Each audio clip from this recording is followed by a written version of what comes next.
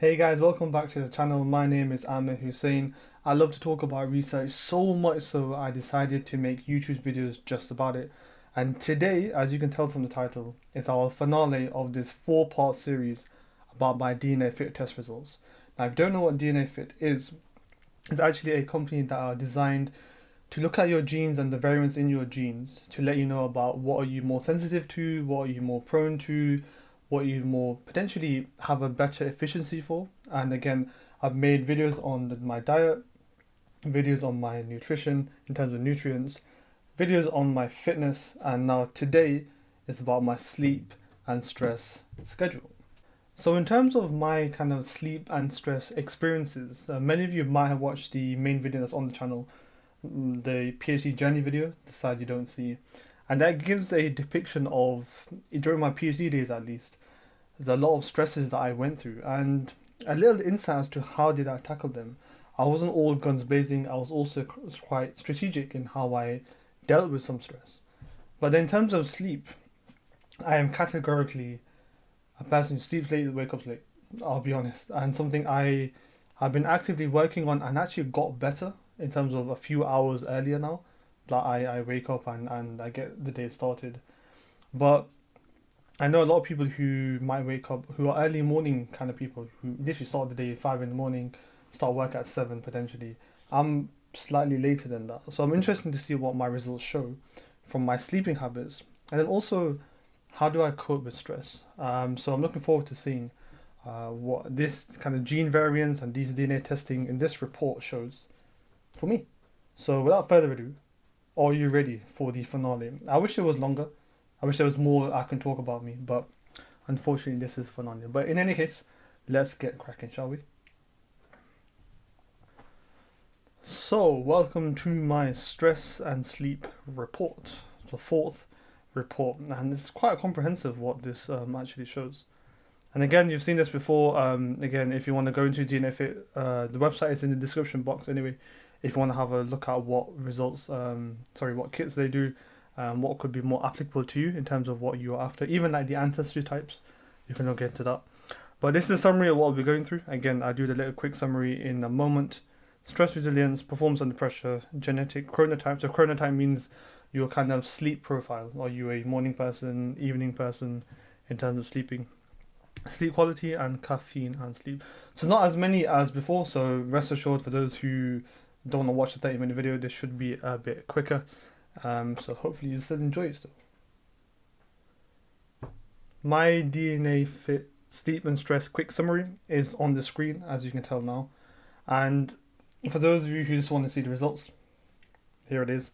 And interesting to see, especially the genetic chronotype. I am way right in terms of being a night owl, but everything else seems to be quite in the middle. So if you just want to see results, it is here. But if you want to see what do they mean in a bit more detail and what genes are potentially looked at and alleles, let's get cracking, shall we? So let's start with stress resilience. So I don't think I need to explain what stress is. We all may have different definitions. Unfortunately, we will have different experiences with stress. But according to what DNA Fit mentioned, describes your ability to tolerate and adapt to unfavorable, stressful situations. It's how you cope with higher level of stress. So this is about my stress resilience. I shall go into the results here.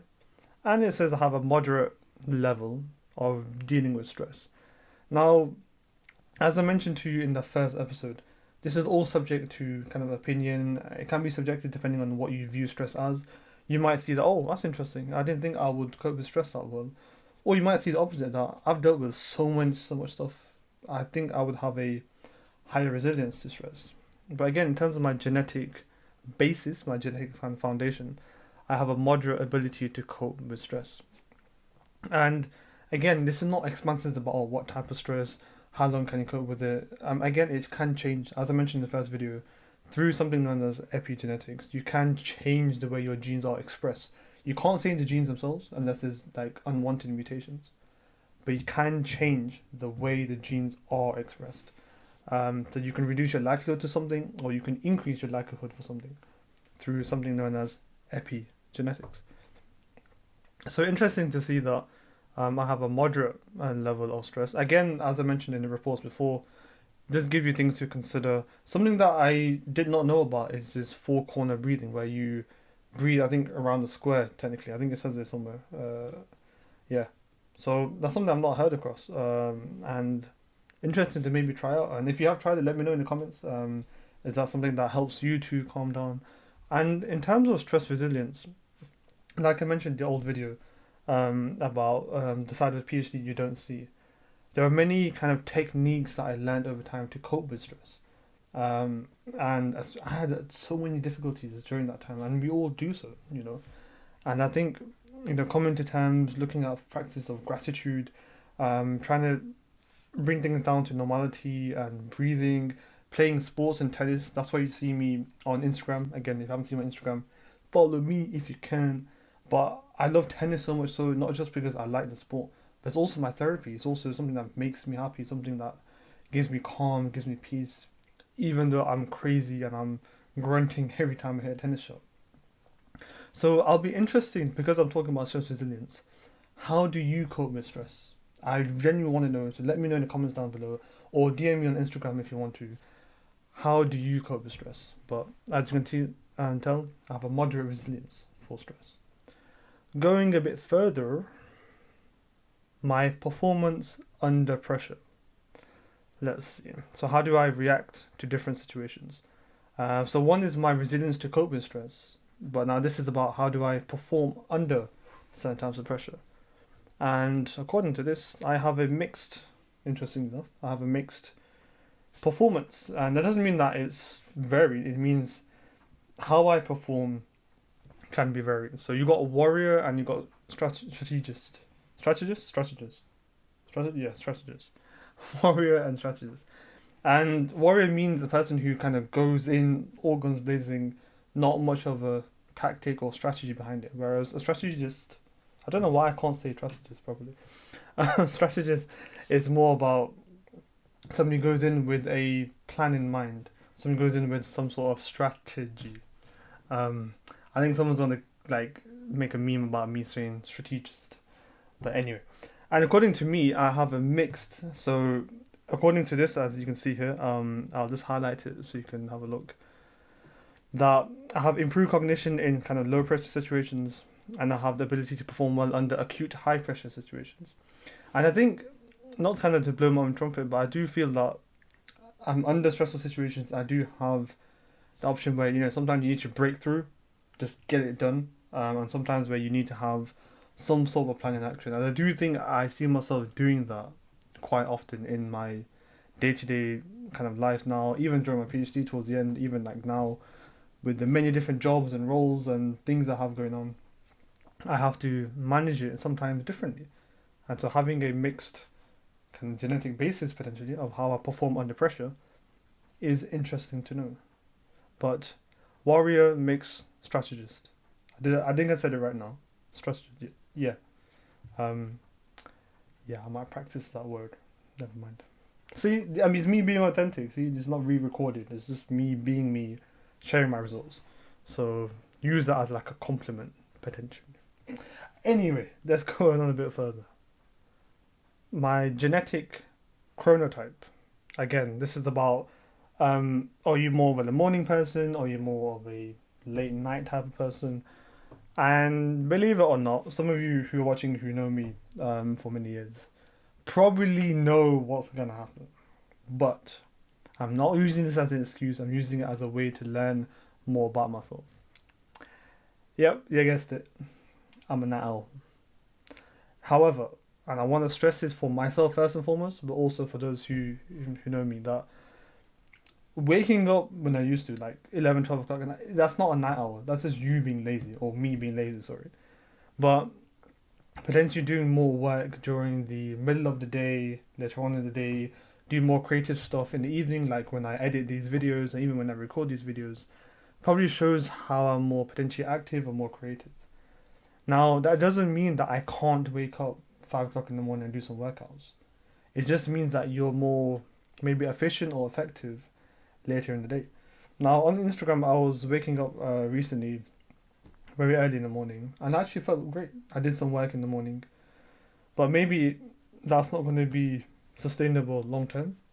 However, if I do like start my day around about 8 9, but I get more of my stuff done during the latter part of the day, that might feed into my night owl thing. And a lot of the kind of ideas, creativeness happens at night. You know, like between, I would say, 10 and 1 in the morning. That time is when I do a lot of kind of creative thoughts, think of ideas for videos, think of ideas to content creation, ideas for papers, ideas to write on Medium.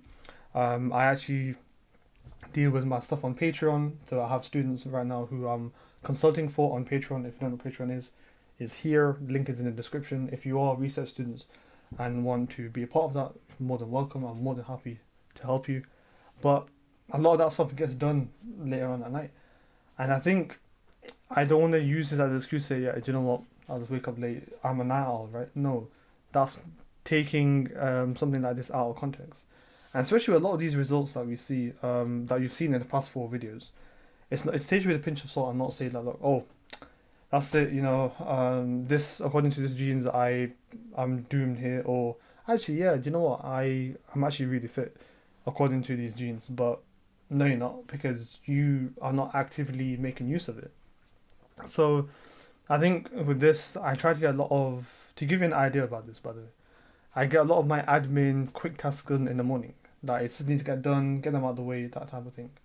And the more exhaustive, more creative, more involved things I get done towards the latter part of the day. So it's kind of like the things I don't enjoy I do in the morning, and then the things I enjoy I do later on. So I could record this video in the morning, but I like to record it after eating. It's when I'm probably more calm, more at peak performance potentially. So yeah, I'm interested to see again. Let me know in the comments if you can, if you are a morning person or if you used to be a night owl and you changed. As I mentioned at the start of this video and the other videos, that can also change. You know, maybe due to work or due to commitments, you do change and you see yourself more productive. So yeah. But in any case, I am a night owl. And again, I'm not using this as an excuse. You'll see here, Albert Einstein, even Roger Federer, very famous tennis player, sleeps quite long hours. Doesn't mean that you or me can do so. There are extremes or exceptions to the rule. I think a friend of mine once meant, you can make exceptions from a rule, but don't make rules from exceptions. I think. Let me know what you think about that. Always interesting thoughts about that. That you can make exceptions from the rule, but don't make rules from exceptions. That makes sense. Let me know what you think. Let me know what you think. But in any case, I'm an owl. End of. Things to consider. But yeah, do let me know. Genuinely, do let me know what you feel you are as your chronotype. Going further, sleep quality. Sleep quality is managing your stress and well-being. When it comes to the quality of your sleep, we're all very different. We're all very different. We sure are. We all are very different. But I'm a moderate sleeper basically. So I'm not very light sleeper, not very deep sleeper. Funny enough, the light that you see over there, let me see if I can turn it on from here. There you go. I don't know if you can see it. It might be in the frame. If not, I'll do a little B-roll so you can see. So the reason why I showed that is that just that light flickering wakes me up. And so I'm not really a very deep sleeper, but there are times where things do happen and I don't hear about it. So this actually I agree with. It makes sense that I am a moderate sleeper, but according to this, regularly interrupted sleep has been shown to be more detrimental to poor mood than lack of total sleep time. And I think for me, I have less sleep time but not interrupted, as opposed to long sleep time and interrupted. So it's interesting to think that I do feel I'm a moderate sleeper, and my genes and genetic analysis also show that. And interesting something to bear in mind as a little side note: sleep and stress have a two-way relationship. Being stressful makes you less sleepy, as you know, and sleeping poorly affects your psychological capacity, making you potentially more stressed. And this is something I did take for granted. During my PhD, I didn't used to sleep very well, and it was just a vicious cycle. I was more stressed, wasn't as productive, and you see top like motivational speakers, consultants, coaches say sleep. We talk about healthy diet and exercise, but sleep should be as important, if not more important, than both of those. So for those who are kind of gym athletes, sleep is when you recover. Sleep is when your body starts to work, not looking after you, but looking after the rest of the body inside whilst you're sleeping and relaxing. So I've come to appreciate in the past few years that sleep quality is incredibly important, and having quality pillows and duvets and things like that and a good mattress make a difference, because you're gonna half your life is sleeping. So why not make it a benefit for you, not a deficit? Why not make it work in your favor, so you're more of a productive individual than having it feeling groggy and not having quality sleep, and then it affects your work, affects your family life, affects your hobbies and whatever by not having quality sleep. So definitely do take that into consideration about making sure your sleep is spot on. Radio. Now, last but not least, my caffeine and sleep disturbance.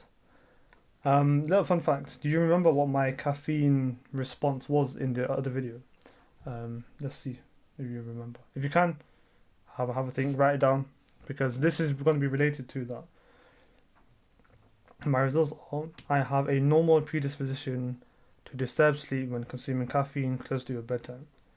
Means that I'm less sensitive to the stimulating effects of caffeine. I'm more likely to be able to tolerate coffee or caffeine in general with dinner. Interesting. Now, if you remember the question I just asked you 10 seconds ago, I have a higher tolerance to caffeine, meaning I don't have as much of the stimulating effect compared to the average person. I mean, I would need more coffees, potentially, to have a stimulating effect, as just in terms of the same amount as somebody who might have one cup or two. So it's kind of pushed me to realize, should I have more coffee? Should I make use of it? And many people are against it as a stimulant. Many people depend on it or dictated by it every day. They can't go without coffee. And something that's stopped me from having caffeine on a regular basis. But if according to my genes I'm not having that much stimulating effect, could I have it? Again, I do like mochas because of the sweetness. I'm not really a bitter taste kind of person, but it might be an acquired taste over time. As I get older, maybe one day I become a professor, grey hair and be like drinking my coffee, maybe. I've always been that anomaly in academia where I don't drink coffee, and maybe I'll just keep it that way. We'll see. Let me know. Do you want me to drink coffee? And then let you know my experiences of having coffee. I might do a 1 week experiment where I have 2 cups of coffee a day and let you know how I feel. Would you think that would be a good video? Let me know in the comments and I would potentially try that. Because I'm starting to think experimenting on myself might be some interesting videos. So let me know. And I believe that is it. 4-part series of my DNA Fit results. Diet, nutrition, fitness, sleep and stress. All shared for you, all explained for you, and a bit of my thoughts as well on those. So I genuinely hope you found those useful, beneficial. At least it's given you an insight, even if you don't want to have the kit yourself and test, at least it's given you an insight as to the capabilities of research, which is one of the main reasons why I started this channel. How incredible your DNA can be in terms of extracting information. How you get to learn more about yourself, by looking at something so tiny inside the cell. You can get to learn about you as a whole body. Imagine. So you're looking at something very micro, but tells you a lot about the macro in terms of you, how you function, what you're more susceptible to, what your injury risks are, what you're potentially enhanced at, what are your genetic basis that makes you more adaptable to somebody else. We all have adaptable traits. So yeah, I've thoroughly enjoyed making these videos. I really have, and I'm hoping to make similar styles of maybe other type of testing or a lot of screen sharing type videos like this. If you really have enjoyed it, please do give a like, give a comment, and if you do want to continue, it would be amazing if you can subscribe. As I'm recording this, I'm on 75 subscribers, which is amazing. Like, I didn't even think 75 people would be tuned in regularly to watch these videos. But if you want to make it 76, 77, 78, 79, all the way to 1 million, you never know. please do so. And I'll be, and again, if you just want to have a chat, email me at aamir@researchtribe.org or DM me on Instagram. More than happy to have a chat and get to know you guys. But I think that will conclude the DNA Fit series. I have thoroughly enjoyed it, and I hope you have. But in any case, there's going to be a brand new video on Sunday. But I'm not going to give you any surprises. You're just going to have to stay tuned, right? So anyway, enjoy the rest of your evening here on Thursday, and I'll see you on Sunday. Take care.